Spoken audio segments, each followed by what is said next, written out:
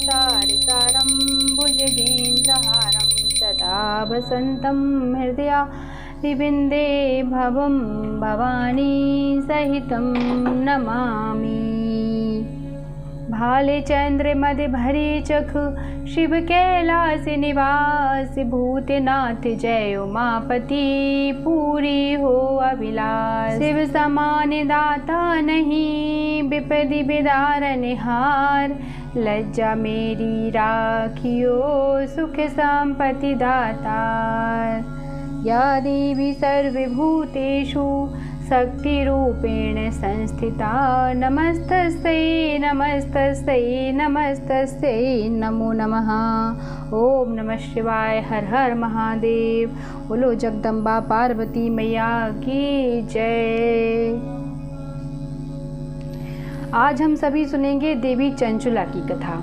देवी चंचुला पर भगवान शिव की कैसे कृपा हुई और कैसे चंचुला का जीवन बदल गया, भगवान शिव की भक्ति कैसे उसको प्राप्त हुई और कैसे वो शिव भक्त कहलाई। इस कथा से आज हम सभी ये सब कुछ जानेंगे। तो चलिए जुड़े रहिए कथा के साथ। प्रेम पूर्वक कथा को श्रवण कीजिए और सभी लोग हर हर महादेव जरूर बोलिए। हर हर महादेव। श्री सौनक जी ने कहा, महाभाग सूत जी आप धन्य हैं, परमार्थ तत्व के ज्ञाता हैं। आपने कृपा करके हम लोगों को यह बड़ी अद्भुत एवं दिव्य कथा सुनाई है। भूतल पर इस कथा के समान कल्याण का सर्वश्रेष्ठ दूसरा कोई और साधन है ही नहीं। यह बात हमने आज आपकी कृपा से निश्चय पूर्वक समझ लिया है। श्री सूत जी कहते हैं कि कलयुग में इस कथा के द्वारा कौन कौन से पापी शुद्ध होते हैं उन्हें कृपया पूर्वक बताइए और इस जगत को कृतार्थ कीजिए। तो सूत जी बोले कि मुने, जो मनुष्य पापी, दुराचारी, खल तथा काम क्रोध आदि में निरंतर डूबे रहते हैं वे भी इस पुराण के श्रवण पठन से अवश्य ही शुद्ध हो जाते हैं। इस विषय में जानकर इस प्राचीन इतिहास का उदाहरण दिया करते हैं जिसके श्रवण मात्र से पापों का पूर्णतया नाश हो जाता है। हे मुनि, बहुत पहले की बात है। कहीं किरातों के नगर में एक ब्राह्मण रहा करता था जो ज्ञान में अत्यंत दुर्बल, दरिद्र, रस बेचने वाला तथा वैदिक धर्म से विमुख था। वह स्नान, संध्या आदि कर्मों से भ्रष्ट हो गया था और वैश्यावृत्ति में तत्पर रहता था। उसका नाम था देवराज।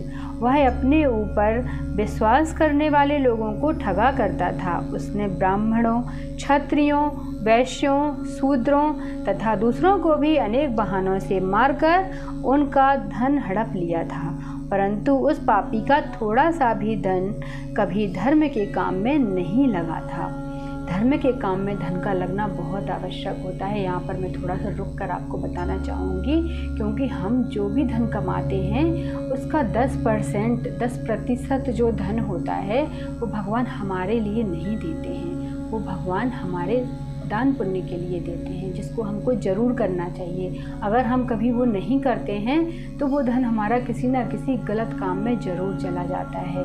तो आप चाहे किसी ज़रूरतमंद की मदद कीजिए, चाहे किसी मंदिर के निर्माण में दीजिए या किसी बच्चे की पढ़ाई में लगा दीजिए, लेकिन उस 10% को अपने घर से ज़रूर निकालिए, वरना वो आपके किसी ना किसी गलत काम में लग जाएगा। या तो हॉस्पिटल में खर्चा हो जाएगा या कोई ऐसी परेशानी जीवन में आएगी जिसमें वो धन जाएगा, लेकिन वो निकलेगा ज़रूर।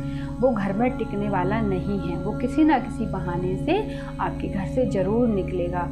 तो इस बात का विशेष ध्यान दीजिए। इसलिए दान पुण्य ज़रूर किया करें, ज़रूरतमंदों की मदद भी ज़रूर किया करें। उससे हमारी जो इनकम होती है मंथली, हमारी जो मासिक आय होती है वो एकदम शुद्ध हो जाती है। जो हमारी कमाई, हमारी मेहनत से कमाया हुआ धन होता है, तो कई लोग कहते हैं कि वो तो पैसे ही शुद्ध है, हमने तो बड़ी मेहनत से कमाया है और हमने कमाया है तो ये सिर्फ हमारा है। ऐसा बिल्कुल नहीं है। हर किसी का हिस्सा हमारी मासिक आय में होता है, हमारी मंथली इनकम में होता है। तो इसीलिए थोड़ा सा हिस्सा दूसरों के लिए उसमें से ज़रूर निकालिए। इससे आपका घर हमेशा सुख समृद्धि से भरा रहेगा और भगवान न जाने कहाँ से आपको और अधिक से अधिक धन प्रदान करेंगे। तो इस बात को ज़रूर ध्यान दिया कीजिए। चलिए हम कथा में आगे चलते हैं। वह वैश्यागामी तथा सब प्रकार से आचार भ्रष्ट था। एक दिन घूमता घामता वह दैव योग से प्रतिष्ठान पर पहुंचा, जिसको आज की डेट में हम झांसी या प्रयागराज कहते हैं, वो उस समय प्रतिष्ठानपुर था। तो वहाँ उसने एक शिवालय देखा जहाँ बहुत से साधु महात्मा एकत्र हुए थे। देवराज उस शिवालय में ठहर गया, किंतु वहाँ उस ब्राह्मण को ज्वर आ गया, मतलब बुखार आ गया और उसको पीड़ा होने लगी। वहाँ एक ब्राह्मण देवता शिव पुराण की कथा सुना रहे थे। ज्वर में पड़ा हुआ देवराज ब्राह्मण के मुखारबिंद से निकली हुई उस शिव कथा को निरंतर सुनता रहा। 1 मास के बाद वह ज्वर से अत्यंत पीड़ित होकर चल बसा।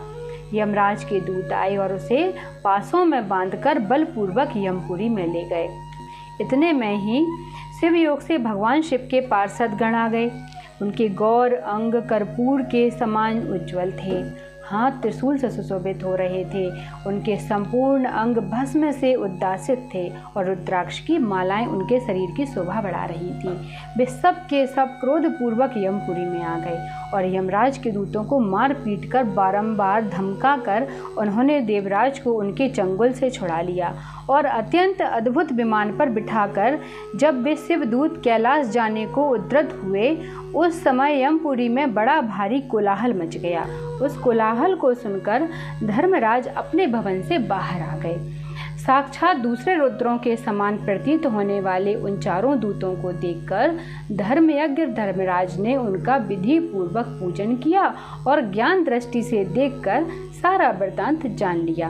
उन्होंने भय के कारण भगवान शिव के उन महात्मा दूतों से कोई बात नहीं पूछी, उल्टे उन सबकी पूजा एवं प्रार्थना की। तत्पश्चात वे शिव दूत कैलाश को चले गए और वहां पहुंचकर उन्होंने उस ब्राह्मण को दया सागर सांब शिव के हाथों में दे दिया। सौनक जी ने कहा कि महाभाग सूत जी, आप सर्वज्ञ हैं। महामते, आपके कृपा प्रसाद से मैं बारंबार कृतार्थ हुआ। इस इतिहास को सुनकर मेरा मन अत्यंत आनंद में निमग्न हो रहा है। अतः अब आप भगवान शिव में प्रेम बढ़ाने वाली शिव संबंधित दूसरी कथाओं को भी कहिए। श्री सूत जी बोले, सौनक जी सुनो, मैं तुम्हारे सामने गोपनीय कथा वस्तु का भी वर्णन करूंगा, क्योंकि तुम शिव भक्तों में अग्रगण्य तथा वेद वेदांताओं में श्रेष्ठ हो। समुद्र के निकटवर्ती प्रदेश में एक बाष्कल नामक ग्राम है, जहाँ वैदिक धर्म से विमुख महापापी द्विज निवास करते हैं।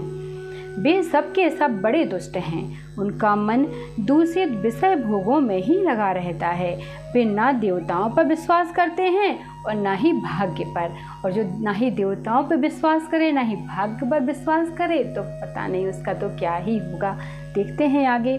वे सभी कुटिल वृत्ति वाले हैं, किसानी करते हैं और भांति भांति के घातक अस्त्र शस्त्र रखते हैं। ज्ञान वैराग्य तथा सद्ब्रह्म का सेवन ही मनुष्य के लिए परम पुरुषार्थ है, इस बात को वे बिल्कुल नहीं जानते। वे सभी पशु बुद्धि वाले हैं। जहाँ के द्विज ऐसे हों, वहाँ के अन्य वर्णों के विषय में क्या ही कहा जाए। अन्य वर्णों के लोग भी उन्हीं की भांति कुत्सित विचार रखने वाले और स्वधर्म विमुख एवं खल हैं। वे सदा कुकर्म में लगे रहते और नित्य विषय भोगों में ही डूबे रहते। सबकी सब स्त्रियां भी कुटिल स्वभाव की, स्वेच्छाचारणी, पापासक्त, कुत्सित विचार वाली और व्यभिचारिणी हैं। वे सद्व्यवहार तथा सदाचार से सर्वथा शून्य हैं। इस प्रकार वहाँ दुष्टों का ही निवास है। उस बाष्कल नामक ग्राम में किसी समय एक बिंदुक नामधारी ब्राह्मण रहा करता था। वह बड़ा अधर्मी था, दुरात्मा और महापापी था। यद्यपि उसकी स्त्री बड़ी सुंदरी थी तो भी वह कुमार्ग पर ही चलता था। अब किसी की स्त्री सही रास्ते पे चलती हो और उसका पति गलत रास्ते पे हो तो सोचो उस स्त्री पर क्या बीतती होगी। बड़ा कष्ट होता होगा उसके जीवन में। उसकी पत्नी का नाम था चंचुला और आज हम चंचुला की ही कथा सुनने जा रहे हैं। वह सदा उत्तम धर्म के पालन में लगी रहती थी, तो भी उसे छोड़कर वह दुष्ट ब्राह्मण वैश्यागामी हो गया था। इतनी सुंदर स्त्री को पाकर भी उसका पति वैश्यों के चक्कर में रहता था। इस तरह को कर्म में लगे हुए उस बिंदुक के बहुत वर्ष व्यतीत हो गए। उसकी स्त्री चंचुला काम से पीड़ित होने पर भी स्वधर्मनाश के भय से क्लेश सहकर भी दीर्घ काल तक धर्म से भ्रष्ट नहीं हुई, परंतु दुराचारी पति के आचरण से प्रभावित होकर आगे चलकर वह स्त्री भी दुराचारिणी हो गई। इस तरह दुराचार में डूबे हुए उन मूढ़ चित्त वाले पति पत्नी का बहुत सा समय बीत गया। तदंतर शूद्र जातीय वैश्या का पति बना हुआ वह दूषित बुद्धि वाला दुष्ट ब्राह्मण बिंदु समयानुसार मृत्यु को प्राप्त हो नरक में जा पड़ा। बहुत दिनों तक नरक के दुख भोग कर वह मूढ़ बुद्धि पापी विंध्य पर्वत पर भयंकर पिशाच हुआ। इधर उस दुराचारी पति बिंदु के मर जाने पर वह मूढ़ हृदय चंचुला बहुत समय तक पुत्रों के साथ अपने घर में ही रही। एक दिन दैवयोग से किसी पुण्य पर्व के आने पर वह स्त्री भाई बंधुओं के साथ गोकर्ण क्षेत्र में गई। तीर्थ यात्रियों के संग से उसने भी उस समय जाकर किसी तीर्थ के जल में स्नान किया। फिर वह साधारणतया मेला देखने की दृष्टि से बंधुजनों के साथ यत्र तत्र घूमने लगी।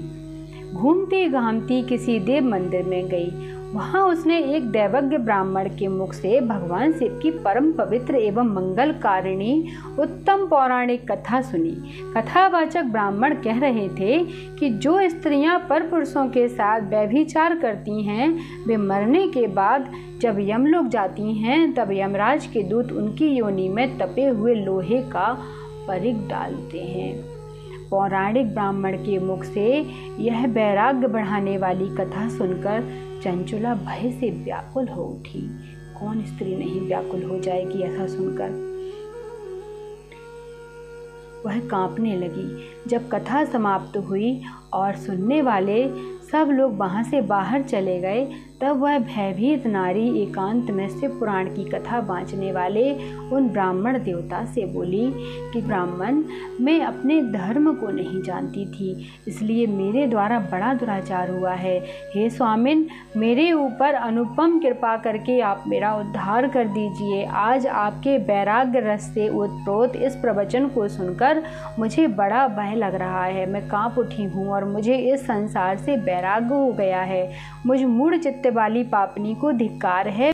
मैं सर्वदा निंदा की योग्य हूँ, कुत्सित विषयों में फंसी हुई हूँ और अपने धर्म से विमुख हो गई हूँ। हाय, ना जाने किस किस घोर कष्टदायक दुर्गति में मुझे पड़ना पड़ेगा और वहाँ कौन बुद्धिमान पुरुष कुमार्ग में मन लगाने वाली मुझ पापनी का साथ देगा।